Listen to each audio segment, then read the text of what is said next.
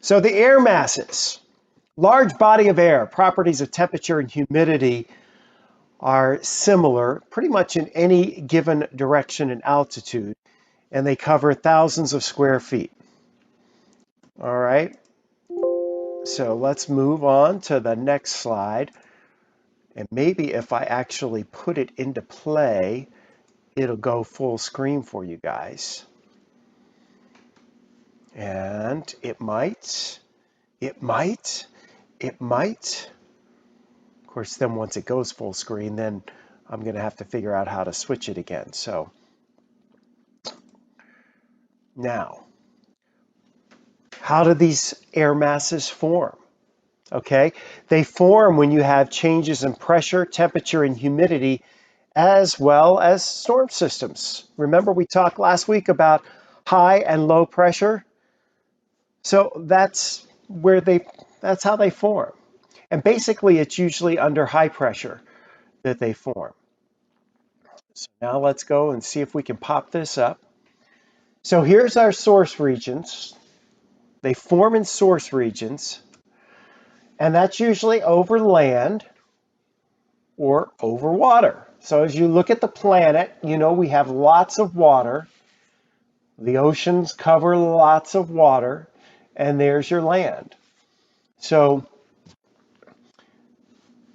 oh, look, this is actually working.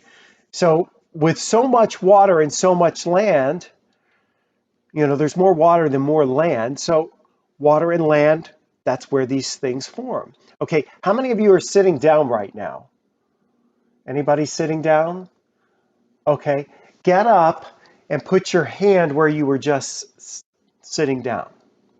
Put it on the chair or on anything. Is your hand warm? So the chair was probably cooler until you sat down on it. And then once you sat down on it, then you're feeling the warmth from your body goes into the chair or the bench or the stool, whatever you're sitting on. And so now when you get up and you put your hand there, all of a sudden it's warm. So air masses usually form in source regions that are pretty flat where there's not a lot of wind, and it can be over land or water.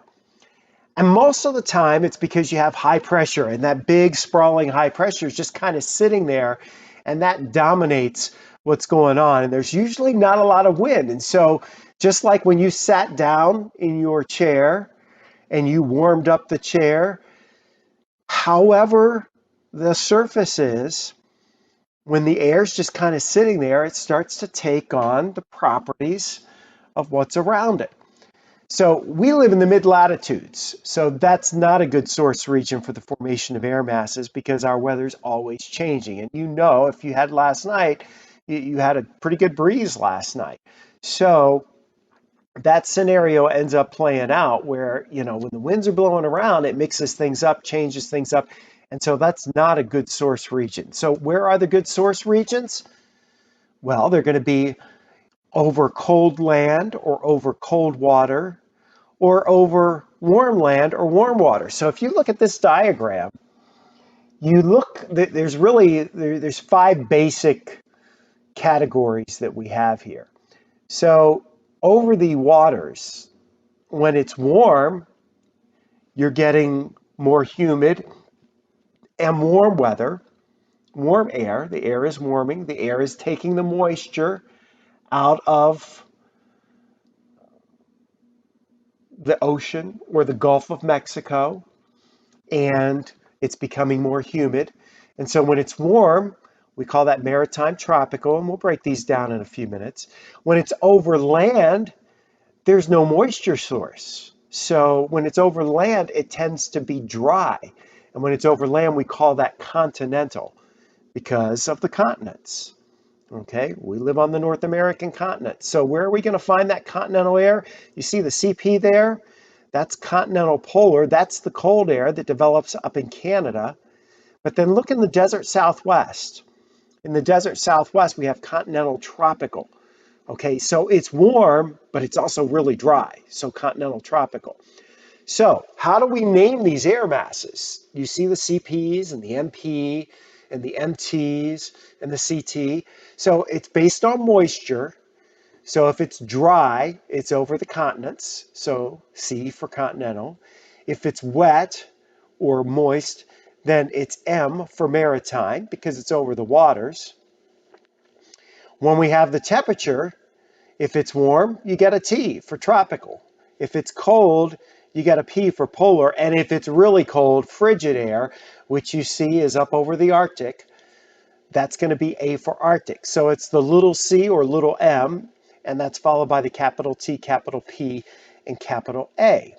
So as we look at this again, this sets up the boundaries. Where these air masses form, whether they're tropical and humid, so maritime tropical, or whether they're continental or polar, those air masses get established, and then that starts setting up boundaries. And those boundaries are what we call fronts. And so the boundaries with what we call fronts, that's going to be where we talk about the active weather and when they start to do battle together. Okay, because eventually the air that starts, these large air masses that build, eventually they start to expand and then they start to collide with each other. And when they start to collide, that's when we start to see those fronts form, and that's when we start to see our weather get active. And that drives our weather patterns a lot. So now you know about air masses. So let's review it one more time. Moisture, dry, continental. If it's wet, it's maritime. And then you have your three temperature categories: tropical, polar, or Arctic.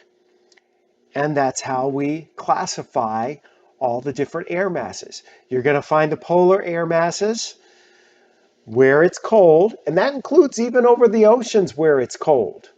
Okay? We can talk about the North Pacific. We can talk about the North Atlantic.